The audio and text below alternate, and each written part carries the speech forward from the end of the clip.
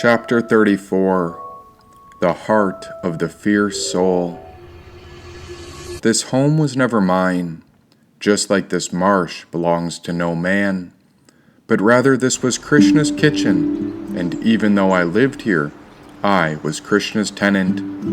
Oh, how foolish is man to think he owns pieces of the world, when all will change in time.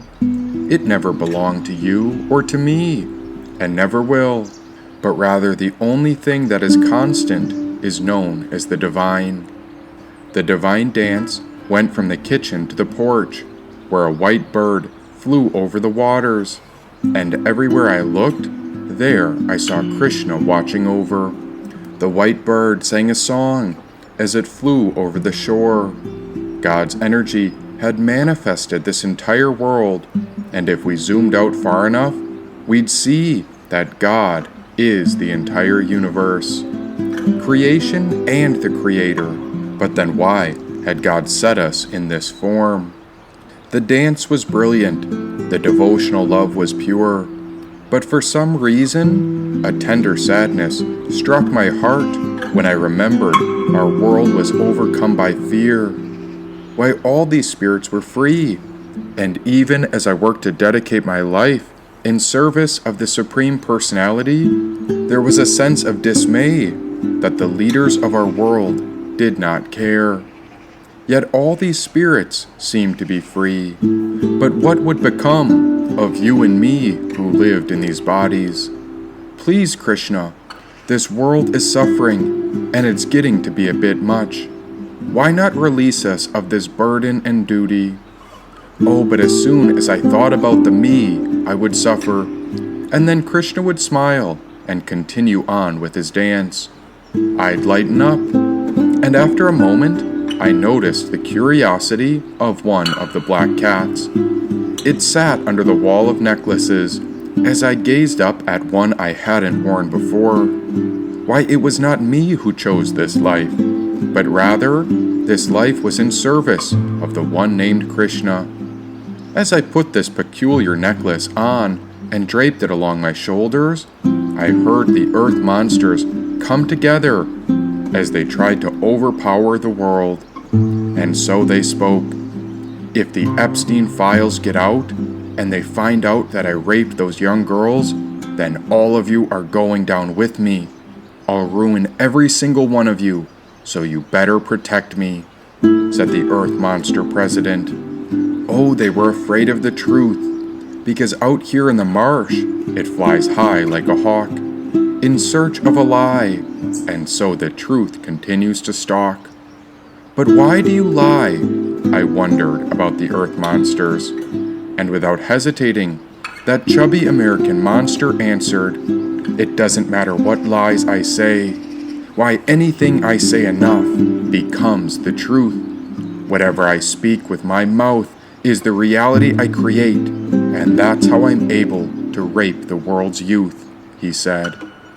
Now that was peculiar, because it seemed like this special necklace was a wire into his head, and whatever I asked him seemed to be implanted into his brain. And so I said, "Why did you bomb Iran?" "To hide the files, because I won't let my reputation be ruined. I need to prove that I am the most powerful man among all nations," said President Plump. Oh, it got so boring to ask him questions. All you need to do is picture yourself having a conversation with the world's biggest liar, and before long, you don't even have to ask him anything, because you already know what lies are coming. And what was the power of this necklace? It seemed to be a conversation into any living person. Why, these spiritual necklaces were wild, and I wondered if even Krishna was listening. Hey Krishna, why do terrible men and women dominate the world? And what has caused the decline of virtue? Why did my family and our world vote for the earth monsters to oversee our country, when it's so clear the monsters don't speak the truth? What are we supposed to make of this poor world when there is so much injustice everywhere? And why is the government so bad with managing money, when they seem to print billions out of thin air when it comes to war. Yet if we put that money to help the world, we could feed millions of men, women, and children. Oh Krishna, how can I stay sane in this world when everything in the material existence feels like a trap? I find myself wishing I never came here. I wish I was home in a pure land with God. Because why do people cheat one another? Why do systems favor the corrupt and wicked? And above all, how do we overcome such wickedness? And so Krishna spoke, O son of the soil, come sit with me beneath this tree and listen closely. Let us watch the world spin as it does, as it has always spun. You ask why terrible men dominate the world, but power without virtue will never survive. The world is bound by decay and disillusion, and so only the pure in heart will find how the soul comes to rise. Do not mistake ignorance for authority. Such earth monsters have no control over divine authority. No matter how loud one's lies become, in time, their voices will meet the final silence. We see how many men walk through this world and behave recklessly. And does it feel like their influence casts a wicked spell upon humanity? Yet what will happen to them once their body cannot carry their soul any further? They will be lost if they do not honor the virtue within divinity. Just because your soul is in this world does not mean your spirit will be consumed by it. Treat this experience as our training ground, since this is the perfect place to prove your heart's devotion. And why seek more wisdom when the call you feel within demands action? Look at you, my son. You've got the body of an athlete, mind of a stoic, spirit of a warrior, and heart of a poet. There is nothing else you need, but rather, the real question is this: what is the intention within your heart which must be released? Only when you look into the heart with a pure gaze will you know the path to true peace. Come take rest with me and gaze inward. The advice you seek is what your heart has always been whispering. Go into the heart space to discover your deepest intention, said Krishna. Well, how do I do that? Just have a conversation with your truest self. Ask yourself what matters most. Discover who you really are. That is the truth you'll discover within the heart, said Krishna. Oh, Krishna, I didn't realize it before, but I should have always treated you like family. I didn't see you because I couldn't find you in a human body. And now that I'm with you, and I see it all so clearly, truth be told, if you were to look in my heart, you may find it startling, because within my heart center is a tigress's tooth, and its name is unknown. It's as dark as night, and ever since I found the tigress's tooth, so much continues to dissolve.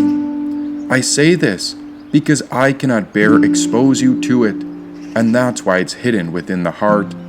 The tigress's tooth is so powerful that I've placed it all the way within, so that no one else would be affected by its powers. All life continues to dissolve, and now the tigress's tooth is bonded within. I tell you this because if I showed it to you, the tigress's tooth may be threatening. Sri Krishna smiled bigger than before, as his gaze was an enchantment I'd always dreamt of. He was like a little trickster of sorts, but I could not understand his meaning, why his face was so loving, and he cared deeply for whatever I had just said. And so Sri Krishna spoke. Look into the soul. Open up your heart. Gaze into what is unknown, and we will discover the source of pure love, said Krishna. Oh, but Krishna, I'm afraid of what you may find in my heart, for I must admit the truth. How could I alone have cleaned all the dark parts? please, I have tried my best, but I still wonder what is deepest in my heart. I've kept it covered for so long. Oh, the pain shattered me to pieces, and the rock that's left within should not be exposed to the public. Oh, what would you do if you stumbled upon a hidden mystery that held a celestial weapon of powerful energy?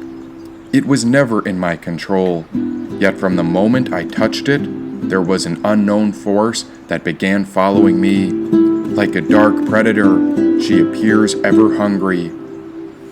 Ah, yes, I know her well. The dark tigress named Kali, said Krishna. You know her? Of course. Now open up and let's take a look, said Krishna. Anything for you, my lord. I will open myself to you completely, and I will respect and honor whatever you have to say. No matter if we find darkness within my heart, I will listen to your instructions on how to purify it until you say that all is okay. With that, just as I thought of opening my chest to reveal my heart, the great black tigress crept in on the other side of the marsh.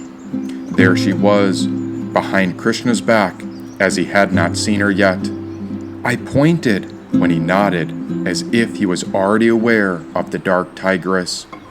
A wild force of nature, isn't she? Said Krishna.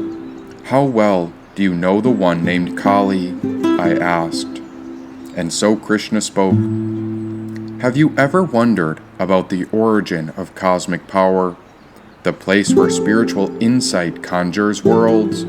The elements of existence arise from a fierce but compassionate presence.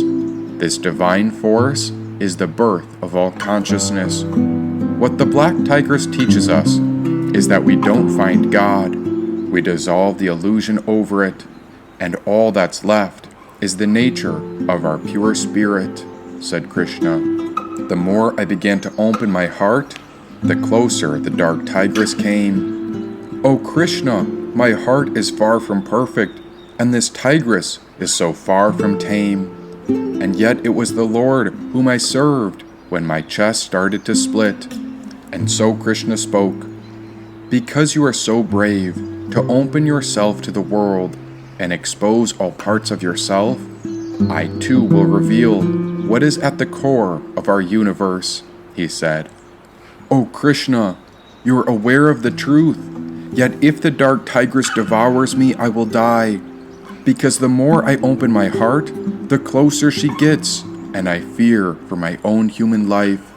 With my heart pounding, Krishna smiled when the tigress came through the marsh to stand along the shore right beside him. Both their eyes were fixed upon me. Now the tigress opened her mouth when I saw her black teeth, and as I looked closer, one of the fangs was broken and cracked.